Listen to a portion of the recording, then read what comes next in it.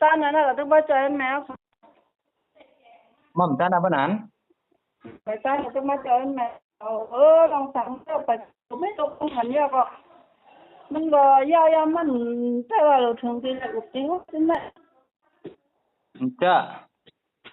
สังเจว่าเป็นไตเป็นเนื้อมาอย่าไปมาเนาะเอาหมูมาปูใส่ก็ก็บอกมันก็ขึ้นมาจุก็ลุ่มจ้ะขึ้นมาจุก็เป็นจังได๋มันนำป่วนกับเมืองลาไหนก็เปลี่ยนสังเจว่าเกากูในปริศนาเนี่ยกูมันขึ้นมาถึงดูก็ไว้ในมาเฮ็ดจังได๋กว่าอย่าไปว่าสังละตวกุนหลงตั้งกูหนึงก็เนี่ยมันจะเป็นพักเขียวก็จ้ะ Tại vì sáng hôm mình lòng đi tăng mình phảiว่ามันจะอันสูงเฮ็ดอันสูงแต่มันเฮ็ดเนี่ยมันจังมันมีลองมันจังไผก็มันจังว่าก็หันนี่สุแลแต่มันเป็นเฮ็ดเอาทั้งก้อยว่ามันหลกขำทั้งก้อยมันนั่นเนี่ยเนาะเพราะฉะนั้นก็มาถามได้มันรู้ตอนละตอนมันตอบเขามือเตะมือเมื่อวานแน่มันก็กินเหล้าเมาดังเผยได้กับหูซ้ำว่ากว่าก้เร็วอ่ะเนาะก็กินแล้วปียาเมาให้ก็มันหลัดดอกก็ได้มีหมอกคือ 2-3 มองเนี่ยก็ยังสุ่มนอน5เนี่ยเย็นกว่านึงกำนาเมืองเดเลียนแล้วมันขึ้นหลัดดอกออกมานะ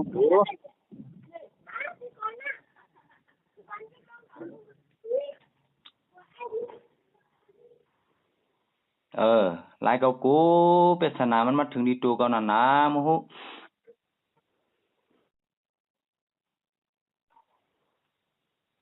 เพราะฉะนั้นก็อันก็ว่าจังนั้นแหละเมื่อที่อภิปองใจอยู่ซั่นเนาะอีเนาะปองคือว่าปองเราซึ่งหูเขาก็ปองไม่ออกเขาได้เก่าเนาะแต่ว่าสุดีปีนางสุป้อมใครอยู่จ้ำกับมันป้อมใครเป็นหน้าฮอดเฮ้อใครเอาแหลมเปียเนาะมันก็เป็นใครเป็นน้องของเขาทั้งนู้นในได้ก็สังเจอว่ามันเคยเป็นจังคือเป็นยาวๆเนาะสังเจอปีนางสูเพียวเมืองแล้วก็ลียาวเนาะอย่าไปลาดว่าปีย้อนบึกเก่าแล้วมันกว่าน่ะมันใครก็มีก็เลยมียาวๆเนาะเก่าก็ใครมันกับสิสูแล้วก็ลาดหมู่เดียวหมอเนี่ยสมอีหลัวอีเขาพาๆจังได๋กันได้ทักสู่กันได้เป็นมันกว่าซะมันดีกว่าขนาดดีกว่าก็บอกว่าก็แจ้งอยู่เพิ่นได้มันยังร้องอย่างท่อนอยู่เนาะมันดีกว่าแผนหน้าดีกว่าก็เลยมาซื้อพี่นางสูไหนมันต้นเป็นจังได๋สิบอกทั้งแต่ว่ามีคนโหยก็แล้วนี่มันน่ะความเชื่อน่ะทั้งแต่ว่ามีผู้โหยมันก้อยก็ว่าเนาะมันนั่นยาวเพิ่นแต่ว่าซึ่ง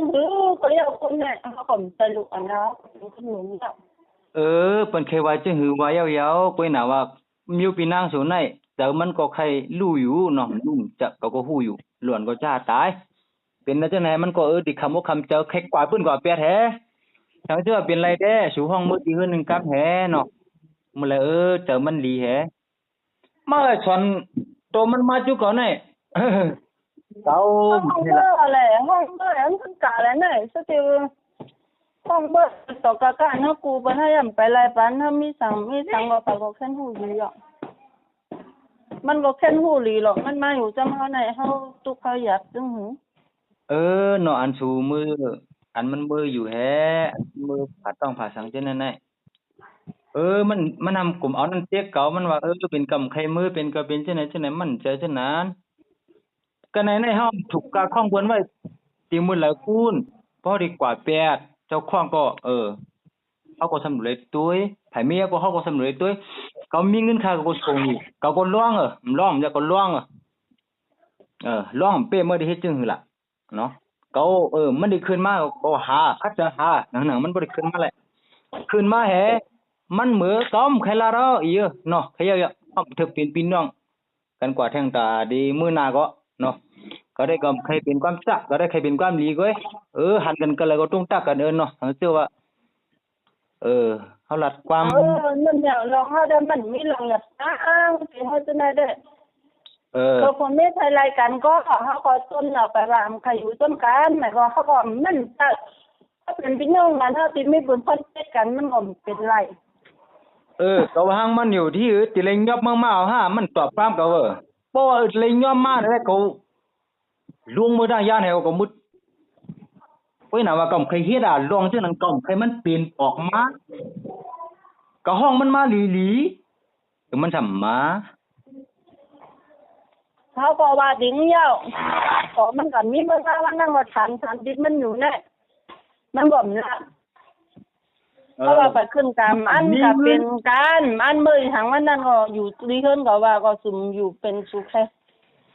ก็เลิกกันละอีสังกำกันตาพงมาฐานดิสุอยู่ที่เก่าเพราะดันว่าก็แมบสู่ยาวเพราะว่าหังมันก็มันตอบ มันมีเงินมันที่ขึ้นเมืองล่างในก็เคยถามมันอยู่นะ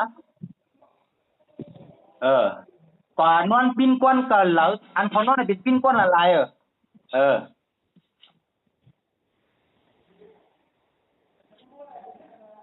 สมองมีเงินสมองก็นอนจะปิ้นกวนก็นอนจอมเพอล่ะเยอะกว่าจอมเพอ